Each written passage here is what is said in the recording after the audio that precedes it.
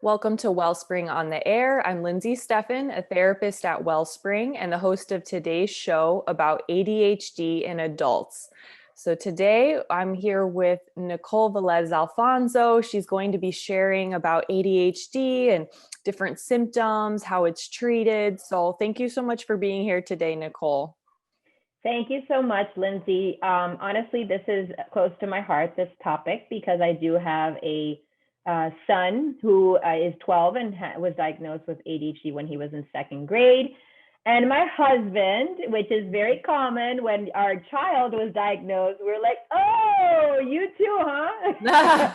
Like, this makes sense. Okay. Yes. So, I live in this. And so it's really important for me to share with other people just some of what you could be experiencing, because it really makes a difference to know that this is what it is. Sometimes you could be really hard on yourself about certain things you can't do, or you just can't follow through and you can't get it done, and whatever it is. And you have a special brain. It's not a bad brain. It's just special. It's different. It's wired differently. People with ADHD are amazing, and they have such great ideas and great just an ability to do certain things in certain ways. But the other people that don't have ADHD sometimes don't get it and don't understand it. So they're like, I'm not tracking with you. But if you really get to it, you're like, maybe there's some genius there, something super creative. But so I know Nicole's done some of these shows with us specifically on ADHD because she's really an expert, both professionally and personally. They've had their own journey as a family. So we love to hear your info and your stories. So let's dive in, because I know the show always goes by too quickly. But I know we have a lot of info. Yeah. So why don't you just go ahead and share some symptoms of ADD, ADHD in adults? So there's 4 main categories of symptoms, and I want to start with the main one, which is trouble concentrating and staying focused. That's what we all consider to be, an attention deficit. But I do want to say that sometimes this is a misleading label, because adults with ADHD are able to focus phenomenally on tasks that they love and just are really passionate and engaged about. What they do have difficulty staying focused on is the mundane stuff, the stuff that's not so exciting. So you can become easily distracted by just irrelevant things, just like sights, sounds, anything that's going on, and you can become bored very quickly. So it has to be exciting. My husband is like, if you don't capture my attention in the first 30 seconds to a minute, I'm out, Yeah, I'm not staying for the rest of the story. Yes. Okay. So some of the things that may be overlooked in adults particularly is that this sense of hyperactivity and impulsivity, it could be really, really difficult. And it doesn't necessarily show up so much as it does in children, which is like, you could sense that hyperactivity, that high energy, like moving around all the time. That it's not necessarily like that. It's more like your mind is racing. There's a lot of thoughts in your mind. So that's the hyperactivity can be in your brain. You're kind of like all over the place in your mind. Obviously, there's restlessness and fidgetiness, but that's huge. When you're talking to someone and they're kind of like somewhere else, that's like a lot of what ADHD looks like in a relationship. You're trying to have a conversation, the person's somewhere else. Yeah. So you're trying to talk about one topic and then they start talking about something else that they notice. And you're like, wait, we didn't finish this, but they just can't stick with it. Right. Yeah. I've seen that with clients where we're on something. I'm like, wait, let's circle back to where we were, because they're just all over the place sometimes. That's right. And oftentimes we call that kind of squirrel, squirrel, a squirrel, it's just that's very common when we talk about ADHD, because you're on something and suddenly, I got distracted and now I'm talking about something else and now we're going to somebody else. So anyway, so let me keep going here. Becoming easily distracted by low priority activities. So if you're doing something that's not that interesting, you will be very easily distracted because it's not grasping your attention. It's not stimulating. It's not exciting and engaging. Okay. Having so many stimulus thoughts, and it's difficult to follow just one. So, you have a lot of things on your mind and it's hard to just do one thing or follow one thing. Difficulty paying attention or focusing, such as when reading or listening.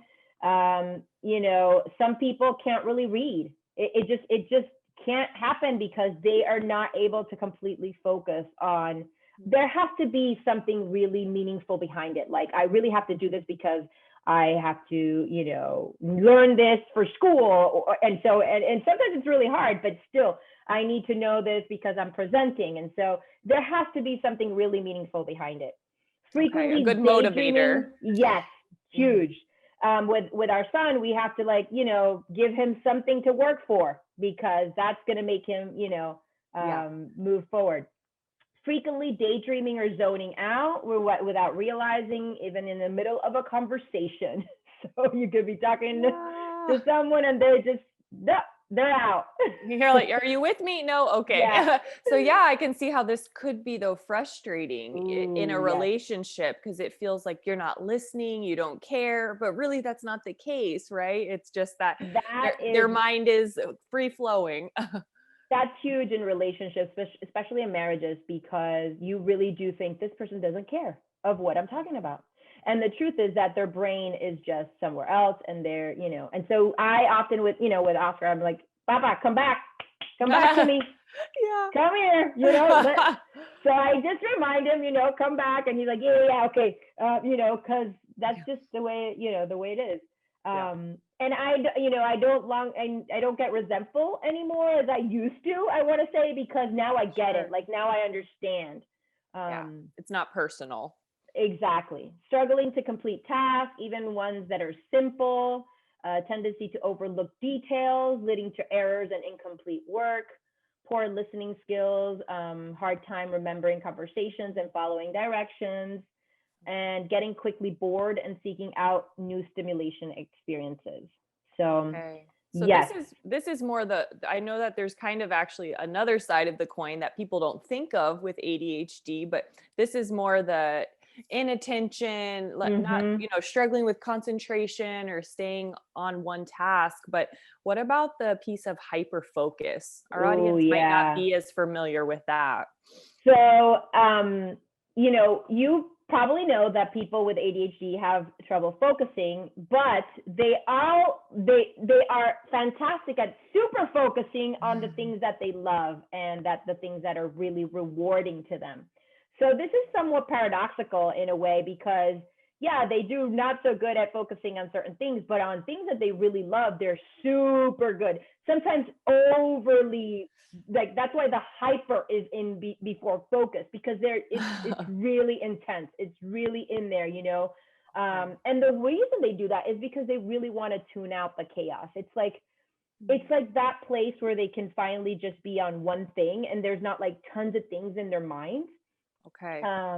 So they focus on some things that they're really passionate about. Like, for example, you know, with my son, you know, it could be difficult to focus on school, but play a baseball game, and he's on point the whole time, you know, because he loves it, because he enjoys it, because he is being rewarded by it. So that's just an example of the hyper-focus regarding, you know, a child. Now, an adult, for example, and these I have examples from my own family. So my husband is a cactus collector, and he has tons of cactuses, and that's his hobby. And when he goes out there and he's with his cactuses and all that, he's there for a really long time. He forgets about time. He forgets that there's dinner, that just kind of boom, you know, hyper-focused. And suddenly, you know, he's like, oh, I'm hungry, you know, because it's been hours out there. So, wow. Okay. But it really is, it kind of, I don't know, a cool way of being, you know, if you're very passionate about something, you're probably all in. I'm imagining how they could really excel at something that they love, because they're going to just stick with it more than the average person even would want to, maybe. Absolutely. And that's true. I think that they become very good at things that they really love. Right. So that's definitely huge. The only thing that happens with hyperfocus is that it can definitely lead to work and relationship problems, because like I said, if my husband's out there for a few hours and I'm like, what's going on? Like, you need to come, you need to, you know, Sure. It can create some relationship issues, as well as in work, if you are hyper focused on certain part of your work and you then don't dismiss other parts of your job, and so that can create issues there as well. Okay.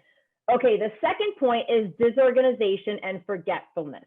Okay, so when you have adult ADHD, life often seems pretty chaotic and out of control. And so staying organized and on top of things can be extremely challenging. Okay. So, there needs to be things like prioritizing, right? To-do lists in order to keep track of tasks and responsibilities, and being able to manage your time. Sometimes it's great to have reminders, right, in your phone, and alarms, that go off if you need to stop what you're doing and do something else. But some of the symptoms that have to do with disorganization and forgetfulness is poor organizational skills. So maybe messy. A lot of areas in your home can be messy. Your home, your desk, your car can be messy and cluttered. Tendency to procrastinate. You leave things till the last minute.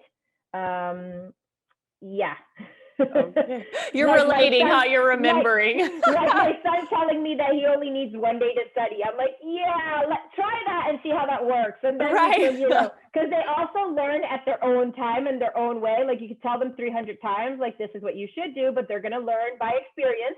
And that can be hard for parents. Yeah, because you want to see your kids be successful. But sometimes maybe you do have to let them learn the hard way to an extent. Okay, trouble starting and finishing projects. So it's difficult to start something, and it's difficult to actually finish it. You kind of maybe leave it, in the middle, kind of not finished. Chronic lateness, so being late to places. This can, of course, affect relationships and work. Frequently forgetting appointments, commitments, deadlines. That's huge. Constantly losing or misplacing things. So, losing the keys, losing your wallet, losing your phone, things like that. And then underestimating the time it will take to complete tasks. So you think it'll be only, this certain amount of time, and then suddenly it's not, and you become highly overwhelmed because of that. Yeah. And I know that we'll probably get into this a little bit, but people with untreated ADHD can start to have anxiety and depression because it feels like you're always failing. I'm sure we'll get there, but just think of this. These are kind of what we think of as just run-of-the-mill life skills that we all need. So if you're struggling even to find your keys, your wallet, things to get out the door, you're not remembering appointments, you're going to start feeling like, how do I even do life? I'm not. So I'm sure we'll dive into that. One thing leads to another. You can't find the keys on time. You become late to something, and that makes you feel really bad, because now you're gonna, people are gonna see you as this late person, or So it definitely has an impact. And I'll say it now, since we're on it. There is a higher chance of comorbidity with anxiety, depression, sometimes even OCD with people that have ADHD and ADD. So I think that's important to consider, because sometimes it's the ADHD that's causing the anxiety. And I'll go ahead and say, in our family, that is the case. The case is that my son and my husband both struggle with some anxiety, and once they were treated with medication, their anxiety subsided. Okay. And so the ADHD symptoms subside, and their anxiety subsides. So, there's hope. There's definitely a connection, and definitely, yes, there's hope. Yeah. Okay. Well, we're going to take a short break. I know that we've gone through two of the symptoms. We'll take a break here and come back and join us for the second half of the show, and we'll go through two more of the main symptoms of ADHD. So I'm Lindsey Steffen with Wellspring on the Air, and we'll be right back. Welcome back to Wellspring on the Air. I'm Lindsey Steffen, and we are here. I'm with Nicole Velez-Alfonso. We're talking about ADHD in adults. So if you missed the first half of our show, definitely go to your favorite podcast channel, Wellspring on the Air. We talked about two of the main symptoms in adults, which is trouble concentrating and staying focused, as well as disorganization and forgetfulness. So let's continue, Nicole, with one of the 3 and 4 symptoms. Let's go through that. So impulsivity, and I think we all know this, it's when we just have trouble inhibiting our behaviors, comments, or responses. So you might act before thinking, and you might react without considering the consequences. And some of these symptoms may be frequently interrupting others and talking over them, poor self-control, some addictive tendencies, blurting out thoughts that are rude or inappropriate without thinking, acting recklessly or spontaneously without regard for consequences, trouble behaving in socially appropriate ways. So such as sitting still in a long meeting. So that's that. Now, there's also this emotional piece, okay? Having a hard time managing feelings and emotions. Sure. This is often overlooked. And so it's really important that we discuss this. So you get easily flustered and stressed out, overwhelmed easily, okay? Irritability or short and explosive during times when you become just angry and just overwhelmed. Low self-esteem, a sense of insecurity or underachievement. And we know this because obviously, you know, if we have some goals and we can't meet them because of our distractibility or because we just forget, then that leads to low self-esteem. Trouble staying motivated, and hypersensitive to criticism. So it's hard to receive some criticism and from others. Now, the fourth is hyperactivity or restlessness. And we talked about this earlier, and hyperactivity in adults with ADHD may appear the same as it does in kids.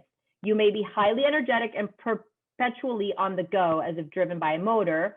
But there's also that racing thoughts, okay? So feelings of inner restlessness, agitation, and the racing thoughts, which is often seen more in adults because instead, you know, adults have a better way of managing their energy.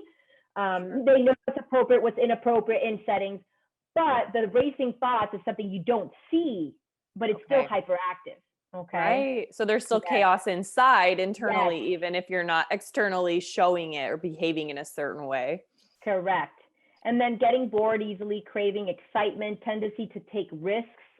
Okay. There's a 30% higher chance of you becoming an addict if you have ADHD, because you know that those are risky behaviors. You need excitement. You crave excitement. Talking excessively, doing a million things at once. So, you know, I think we all kind of tend to do this, but this is something that's definitely happening. And then trouble sitting still and constant fidgeting. So, you know, sometimes you're in a meeting and your leg is going boom, boom, boom, boom, boom, you know, jumping up and down, stuff like that. Yeah. You know, I'm sure this gets misdiagnosed as anxiety sometimes because it looks like anxiety, but really it is a completely different, at times comorbid diagnosis. So it's really good to, if this sounds familiar to you, or you're thinking of maybe one of your kids or a friend or a spouse, it's really good to look and say, I wonder, you know, going through this list and maybe evaluating and even having a professional evaluate with an assessment if this is kind of hitting home for you. Yeah, if you're hearing your spouse, you know, telling you things like you're not paying attention, you're not listening, I have to do things for, you know, all the things for you, you're forgetting things, just things like that. I feel like, you know, maybe you should consider finding out more of what could be happening. Yeah. And very important point, you do not have to be hyperactive to have ADHD. Okay. Like I said earlier, adults with ADHD are much less likely to show hyperactivity than their younger counterparts. So we talked about that. Okay, so this is some of the things you may feel. You've been struggling to keep your head above water, okay? Overwhelmed by the constant stress caused by procrastination, disorganization, and handling demands at the last minute. People may have labeled you lazy, irresponsible, or stupid because of your forgetfulness or difficulty completing certain tasks. You may have begun to think of yourself in these negative terms as well. So now you're seeing yourself as this negative person that can't get things done. And that's a problem because that's, you know, that doesn't help you to move forward. You know, it doesn't help you to see that you can do things differently, that you can learn to manage this. Right. Just feeling kind of helpless and maybe giving up. Okay. Now, the other thing that this could cause is some physical and mental health problems, okay, because this can contribute to health problems. ADHD can contribute because there's compulsive eating, there's substance abuse, there's anxiety, there's chronic stress and tension. You may also run into trouble by neglecting your mental and physical health because you skip doctor's appointments and you ignore medical instructions, okay? So this is big. The other area that could be affected is work and your finances, okay? You can experience career difficulties. It's hard for someone with ADHD to stay seated 9 to 5, right? In a computer, in front of a computer. So that could be very difficult. And following certain rules of the job, meeting certain deadlines. Also, managing finances may also pose a problem because you may struggle with some, not paying bills or lost paperwork or late fees because you forget to pay, things like that. And of course, impulsive spending. Relationship problems. ADHD definitely puts a strain on family relationships and love relationships. The spouse may be nagging for the loved one to be tidy and keep things up and listening and to get organized. There may be a sense of feeling hurt because you're not listening or you're not responsible for things in the home. And some research does show that couples who have a partner with ADHD have a 30 to 50% greater chance of divorce than the regular population. Okay. Wow. So this is so important to treat just for the peace of mind of the person with the diagnosis. But yeah, just to even sustain healthy relationships, you have to do something. So don't ignore this. I think this was a diagnosis. It even got kind of a stigma, like, oh, they're saying all the kids have ADHD back in the 90s or whatever, like an overdiagnosis. And so, but I mean, we see this as a true mental health issue, something going on, and we treat it just like we do anxiety or depression. So I just want to validate it's just as valid and real. And these are, it's a real medical diagnosis. Something Thank going you on for with saying the that. brain. Thank you for saying that, because I think also some people think, oh, it's just ADHD, no big deal, right? So they minimize that it actually is a big deal, and it is a difference in your, the prefrontal cortex, which is the front part of the brain that does the thinking, and the executive parts where you do planning, you do concentration, you have this is the area affected, okay? And so this is a neurological thing. This isn't a thing that's just going to kind of go away. And I think that's important for everybody to know. Some people definitely grow to manage it well. Some people, it does still continue to affect greatly. So So how do you help yourself? And the first step, which I'm glad you're listening, because the first step is to educate yourself. Like, find out what ADHD is. What does it look like for you? How is it causing trouble for you if you find yourself in this place of like, oh, maybe I do have this? Like I said earlier, my son was diagnosed, and in that psychiatrist appointment, when she was asking all these questions to my son, my husband's like, I have this. Okay, I need to set up an appointment with you. Wow, okay. That's how, and it's very common that's the way an adult finds out that they have ADHD, okay? That their child has it. And of course, we know that there's a strong hereditary component here. Right. So it's important to, if you have a child with ADHD, maybe you should look at yourself, right? And say, oh, maybe I have some of these symptoms, and, explore that. I'm not saying you have it, but explore it. Right. Because armed with understanding of these challenges, you are able to learn strategies and tools to help you make real changes that could improve your relationships, your work, everything in your life. Awesome. Important. Exercise.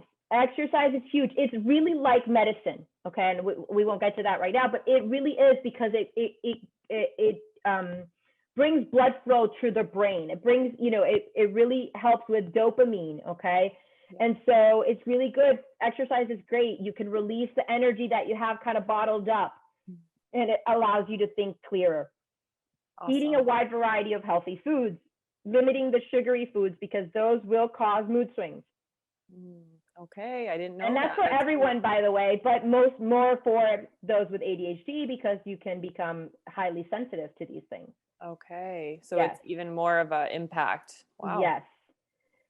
Getting plenty of sleep, of course. A lot of people with ADHD have some difficulty sleeping. So establishing certain, routines at night that can help you go to sleep. And because if you do not sleep well, then all these symptoms that you experience will become bigger and greater. So there will be more difficulty focusing, more difficulty managing your stress level, more difficulty staying productive. So sleep is so, so, so important. Okay. Try to practice better time management. I know that could be hard if you're kind of really hard at this, but set certain deadlines. And even with small tasks, right? Your to-do list, use a timer, use alarms, take breaks regularly, get up, move around, avoid a pile of work, tons of work that can become super overwhelming. And then that leads to more procrastination, because if you get to that, then it's like so much to do. Right. You have to learn to manage it along the way. Yeah. Yes. And then you can face it, is what I'm hearing.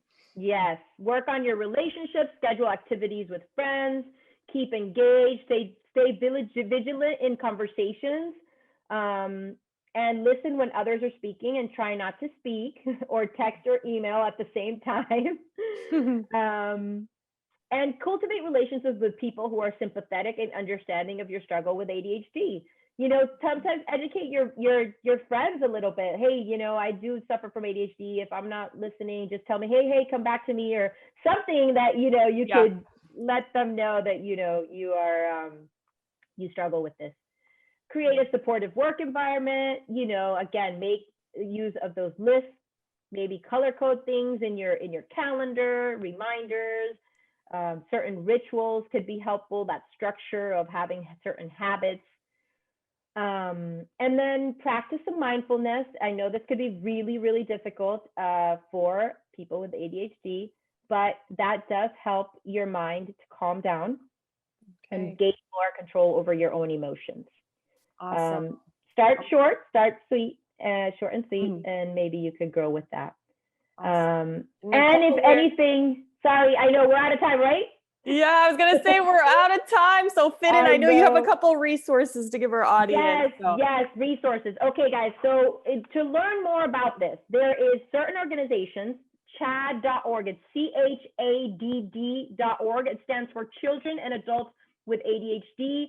An amazing organization with tons of resources and learning about it. There's also attitudemag.com, a lot of articles about how ADHD can affect you. There is a great author. Her name is Melissa Orlov. She is all about how ADHD affects the couple. Okay, so she has certain books: The ADHD Effect on Marriage, The Couple's Guide to Thriving with ADHD, and Married to Distraction. Also, Dr. Ned Hallowell. He is an expert in ADHD from young children to adults. He has several books out. The latest one is ADHD 2.0. And I want to leave you with this amazing quote from him, which I love. It says, ADHD is like having a Ferrari brain with bicycle brakes. Strengthen the brakes and you have a champion.